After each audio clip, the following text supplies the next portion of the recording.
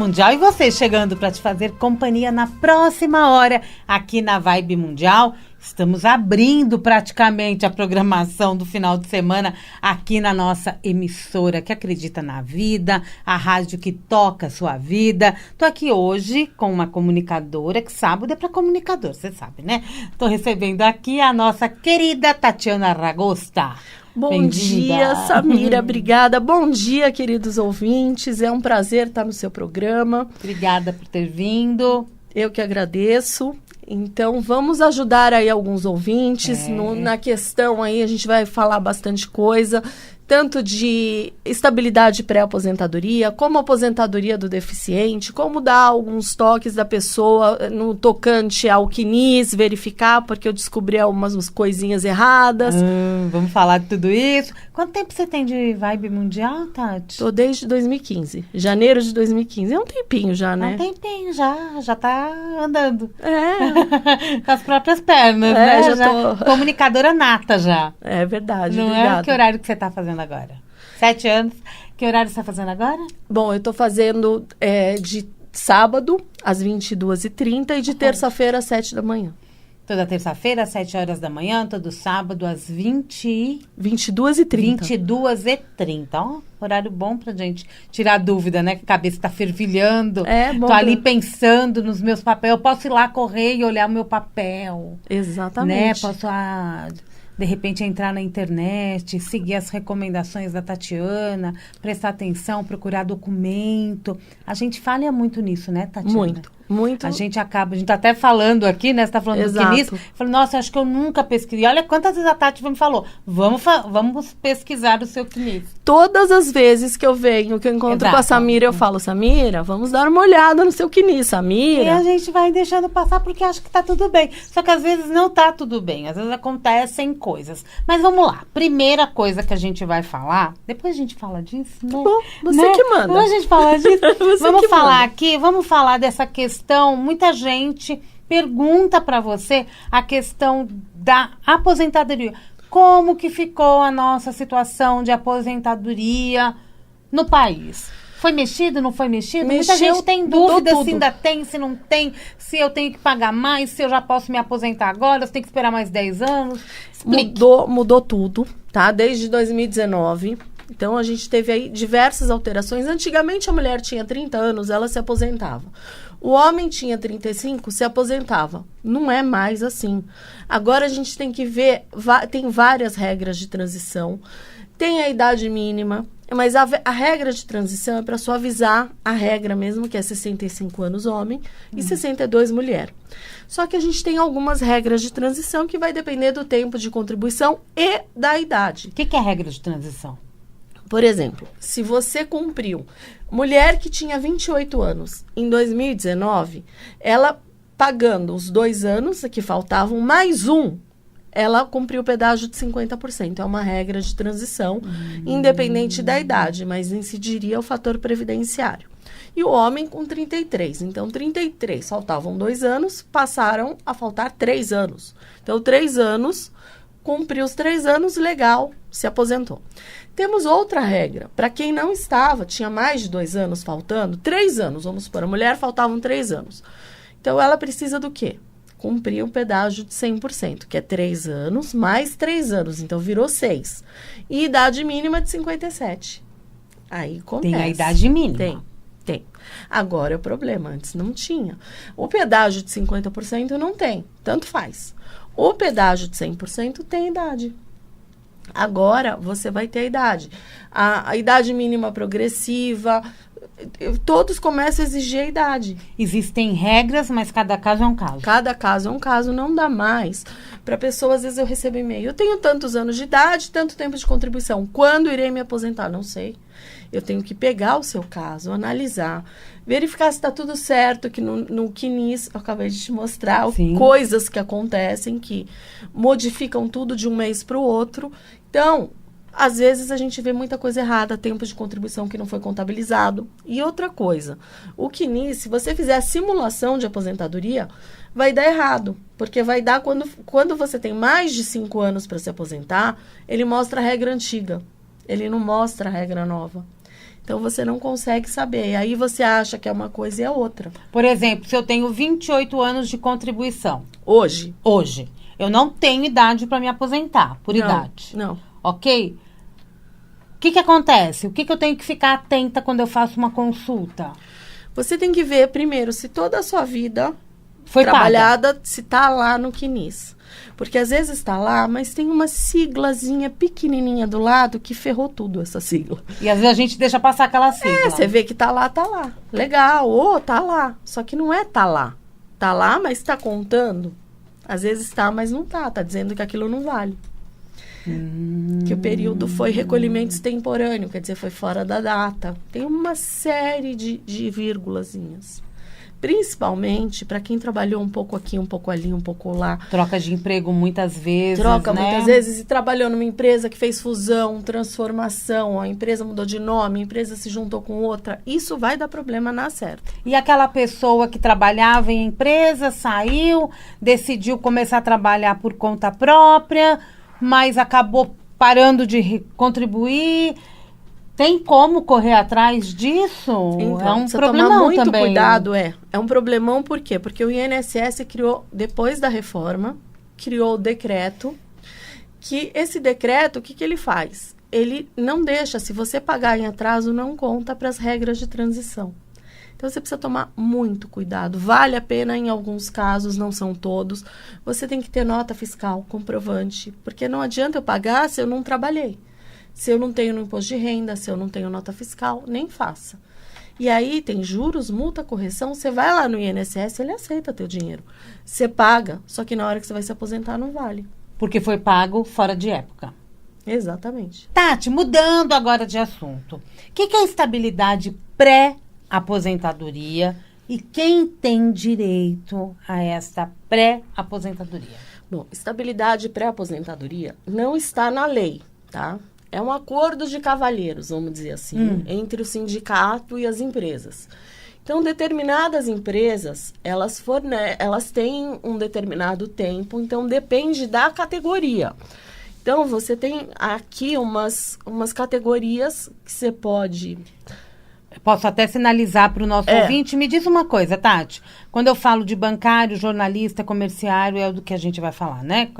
Metalúrgicos, enfermeiros e farmacêuticos. São categorias que já existem esse acordo junto com o sindicato destas categorias. Exatamente. Então, o sindicato do bancário... Isso.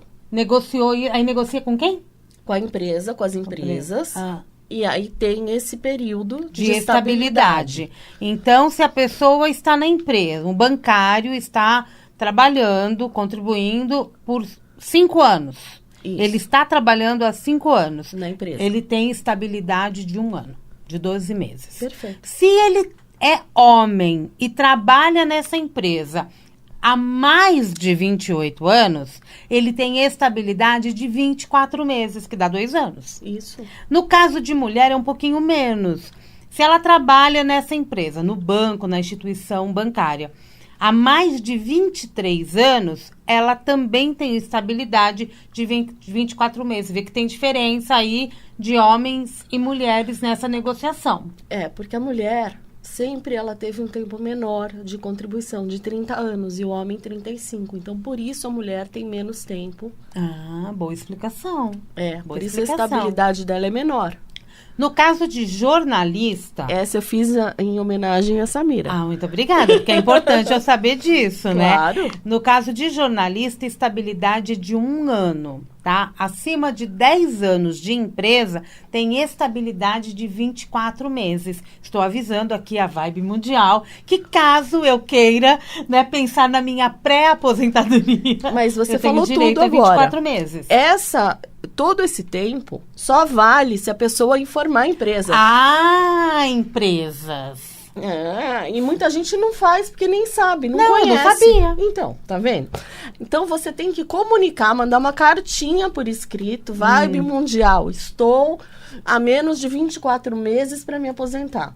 Então, estou em estabilidade pré-aposentadoria. E esta estabilidade garante o emprego deste profissional neste período aqui determinado. Garante, sim. Então, no meu caso de jornalista, tenho mais de 10 anos, eu tenho tempo de 2 anos. São 24 meses certinho. Exato. Só que aí, vamos supor, a Samira fala, não, mas eu não vou me aposentar agora. Eu vou deixar, eu tô na estabilidade, vou deixar mais um tempinho. Não pode. Porque a partir do momento que você tem condições já de pedir aposentadoria, você é essa estabilidade. Tem mais esse detalhe. Então, tem alguns detalhezinhos que é importante a pessoa conhecer. Primeiro, comunicar a empresa. Não comunicou, dançou. Tem que comunicar. Segundo, eu tenho a estabilidade, só que eu não vou me aposentar. Todo mundo faz isso. Eu não vou me aposentar, porque eu tô estável. Não. Perdeu. Completou o tempo para pedir aposentadoria, já não tem mais a estabilidade. Por isso é importante a gente fazer todo um controle para saber quando chega esta data de aposentadoria, para que eu saiba que, olha, 2 anos antes eu já tenho que avisar minha empresa de que eu tenho essa estabilidade. No seu caso. No meu caso. Agora, tem caso que é 1 ano. Tem caso que é 1 ano, depende da profissão. Normalmente a maioria de 12 a 24. Tem algumas que são 36. É que eu vou falar aqui, ó. E outra coisa também que precisa tomar muito cuidado, a pessoa, se ela for mandada embora por justa causa, não tem estabilidade que segure ela no emprego. Tá, ela teve justa causa. Não é porque ela está com estabilidade que ela pode aprontar. Exatamente. E não vai ter a dispensa em justa causa. Vai ter a dispensa se ela aprontar. E então são esses requisitos que precisa tomar cuidado. Tá, os comerciários, quem tem mais de 3 anos na empresa, também tem estabilidade de 12 meses. Os metalúrgicos, com mais de 5 anos, olha só, tem estabilidade de mais 18 meses. Tá? A gente já está falando de 1 ano e meio aí, né? Os enfermeiros, olha isso, é muito maior o tempo. Com mais de 5 anos de contrato, né, que está contribuindo mesmo, que né? Tá no hospital, INSS, tá trabalhando. Na empresa, enfim. São 36 meses. Exato, olha aqui, quanto tempo. Eu tenho uma estabilidade aí de 3 anos. Tem um determinado hospital que uma enfermeira soube disso. Ai, doutora, faz a cartinha, vamos comunicar o RH, fiz a cartinha. No fim, veio todas as colegas, eu comuniquei. Fizeram isso? Fizeram e a maioria já tinha realmente condições, já estava perto da aposentadoria, então eu já avisei, fui mandando várias notificações que elas estão todas em estabilidade. Você ficou bem vista nessa empresa? Eu acho que não muito, né? Tem uma série de coisas, a gente brinca, né? Mas acho que não gostaram muito, não. Viu? Recursos humanos, vamos mudar esse olhar, né? É. E o farmacêutico, que também é da área da saúde, se tem mais de 2 anos na empresa, ele tem estabilidade de 24 meses. Olha só, a gente está falando de 2 anos. E com 5 anos, ele tem estabilidade de 36 meses também. A área da saúde é super bem olhada para isso, sim, né? E outra coisa, mas a pessoa, com essas regras de transição, com essa mudança, é muito difícil agora você fazer o cálculo. Então, você precisa fazer um cálculo bem feito, porque não é que você vai apresentar e tá tudo certo, eles vão conferir. Tá. Então, mas isso aqui salva muito emprego, principalmente, né, na situação que a gente está hoje, que tem muita gente na corda bamba, não sabe se vai ser mandado embora, se não vai. Isso aqui é uma tábua de salvação para muita gente. E muita gente não tá usando porque não conhece. Estamos aqui falando, gente. Então acorda, pelo amor de Deus, para você não perder o emprego, veja como é que tá a sua situação. Se for o caso, notifica a empresa para você não perder o emprego, porque você está em instabilidade. Que a empresa, se ela mandar embora, ela é obrigada a reintegrar a pessoa no cargo e ainda pagar danos morais e materiais para essa pessoa. O fato de não estar em lei e ser um acordo de cavalheiros atrapalha em algumas categorias? Não, tem categorias que não tem. Que não tem essa negociação. Não, aí você vai procurar no seu sindicato. Aí o seu sindicato vai dizer, você tem de tanto, normalmente na convenção do sindicato você acha. Você tem de tanto, ou você não tem. Se você não tem, mas o meu vizinho tem. O teu vizinho é outra categoria. E o sindicato dele abrange essa estabilidade pré-aposentadoria. O seu, infelizmente, não. Não são todos. Vocês, advogados, têm? Não. Não? Não. É uma curiosidade. Eu vou levantar aqui, né? Gente... Não. Vamos negociar isso direito. Não, bem murchinho, né? Não tem. Não tem. Tem algum caso específico que, por exemplo, gestantes. A pessoa está gestante, ela está nesse período já próximo à pré-aposentadoria, ela também comunica, independente da licença maternidade que ela tenha? Porque a licença maternidade, ela pode cumprir a licença e voltar e ser mandada embora. Ao passo que, dependendo do tempo, ela tem muito mais de estabilidade, então ela comunica. Tá, e gestante é um caso à parte ou um caso também que eu tenho que olhar para o sindicato? Olha, são coisas distintas, porque normalmente... Caiu alguma coisa, mas tudo bem, a gente vai descobrir depois o que a gente vê o que foi, detalhes. Aqui comigo começa a cair tudo. Sou um pouco desastrada. Mas então, é difícil, né? A pessoa tá para se aposentar e tá gestante, mas como... Acontece. Pode acontecer, mas o ideal, ela vai comunicar que tá gestante e vai comunicar essa questão da estabilidade. Tá, que é um caso para ser pensado. Porque é mais tempo, sempre. né? Ela não pode ser mandada embora quando ela retornar. Entendi. Ô, Tati, como que as empresas veem essa situação? Como que é o feedback, né, de vocês com esse... A gente está falando da gestante, a gente está falando da pré-aposentadoria do funcionário, né, contratado, que contribui a partir da empresa. Como que a empresa verifica isso, né? Olha, como que é esse feedback?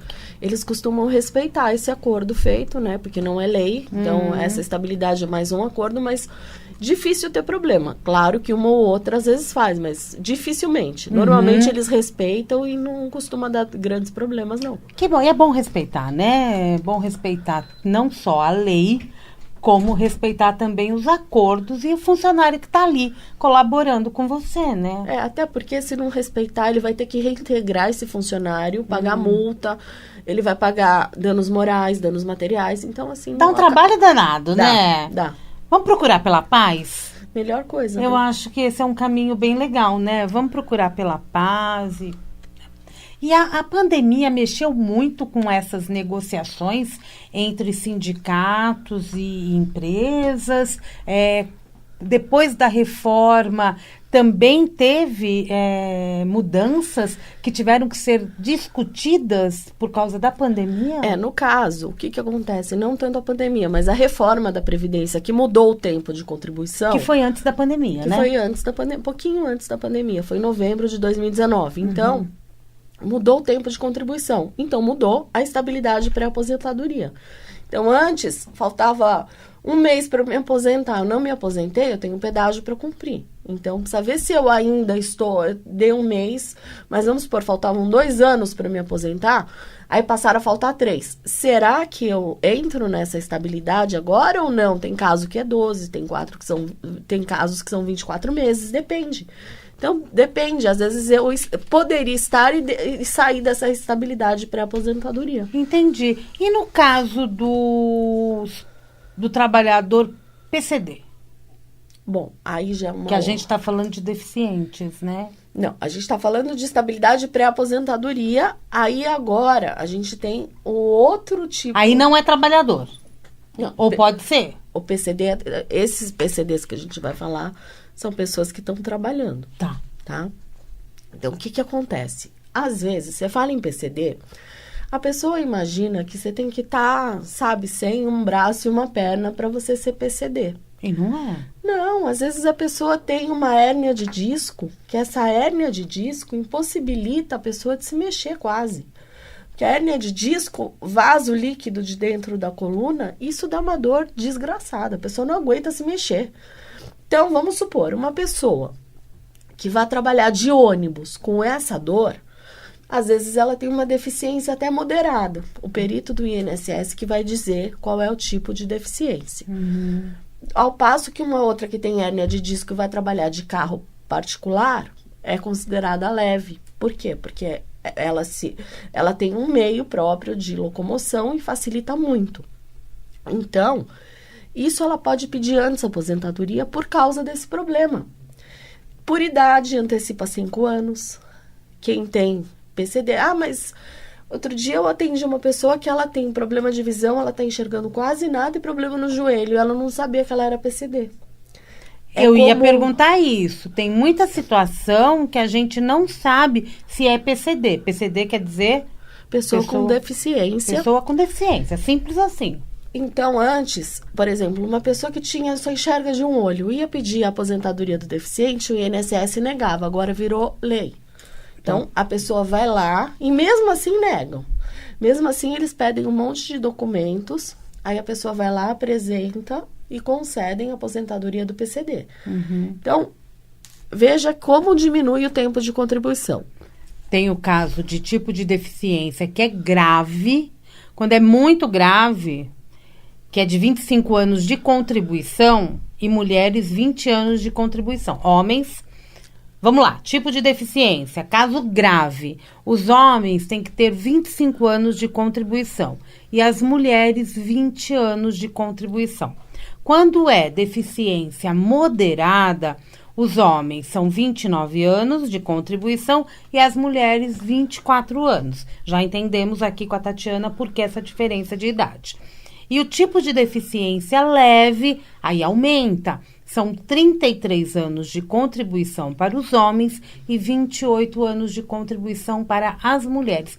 O que eu considero deficiência leve? O caso do olho, por exemplo? É uma deficiência leve. Uma tendinite é uma deficiência, depende do grau, mas normalmente uma tendinite é uma deficiência leve. Não me atrapalha em muitas atividades, mas me impossibilita outras. É isso. E se for causada por problema de trabalho... Aí pode ser relacionada a uma doença do trabalho.